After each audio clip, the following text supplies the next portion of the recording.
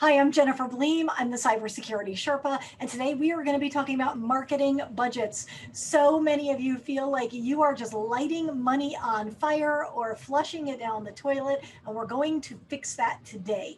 Before I continue, please subscribe to my YouTube channel. I put out a new video almost every week to help you sell and market your MSP offerings even better than you are doing today. So, how much should you spend on your marketing? Well, it depends.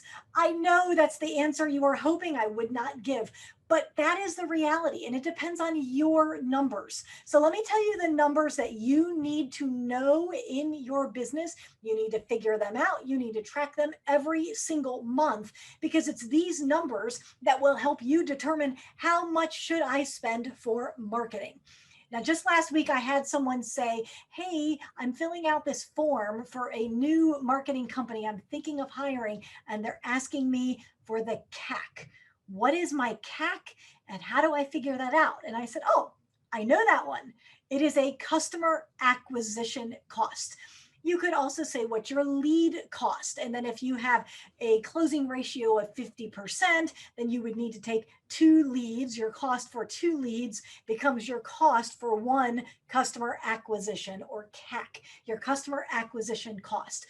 But either way, you either need to know your customer acquisition cost or your cost per lead, and then you need to know your close rate because then it simply becomes a math problem.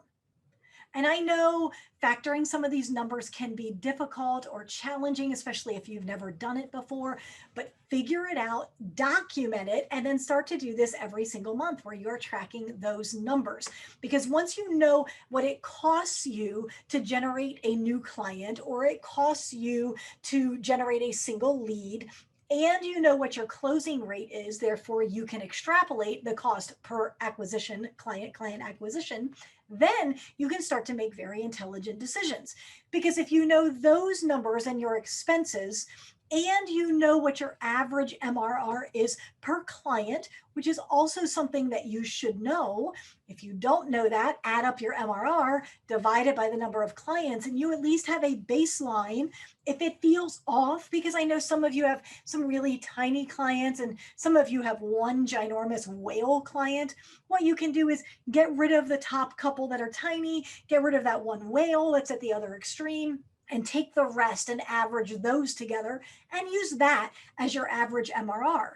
And then once you have your average MRR, you know, okay, every client is paying me on average 1,000 a month or 2,000 a month or 2,500 per month, and you know how long your clients stay with you.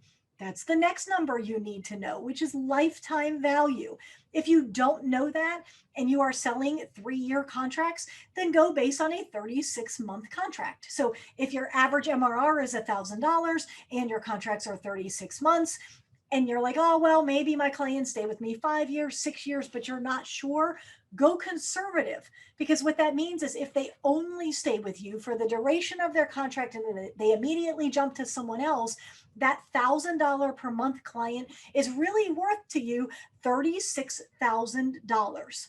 Now, let's round it up to 40 because I'm terrible at math, because I want to factor in some profit as well. So let's pretend like that $40,000 client over its lifetime adds to your business $20,000 in profit. I just cut it in half, 50% margin. That's not what I'm advocating. I'm just saying let's keep this simple.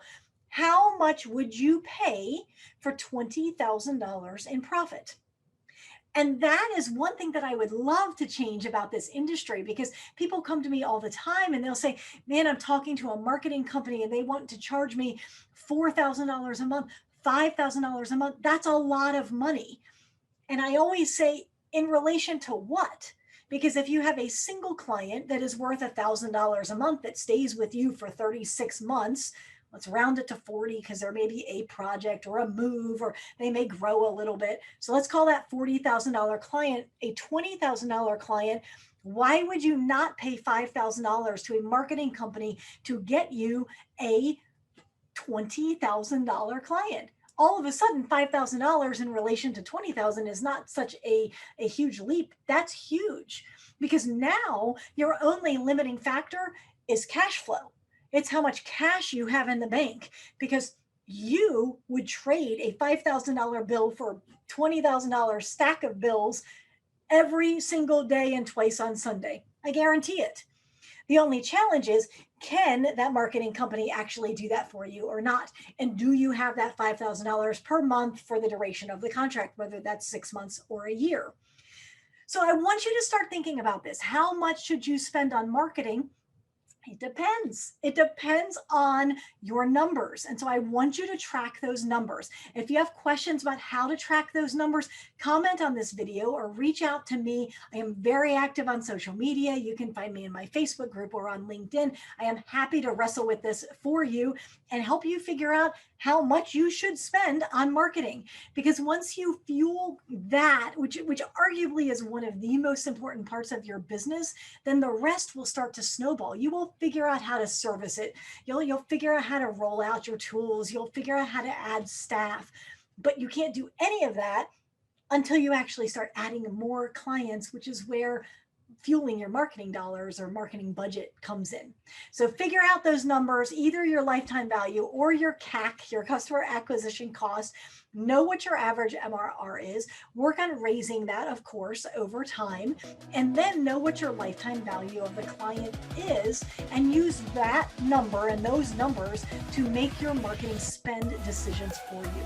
I hope that helps. I will see you next week with another marketing or sales tip.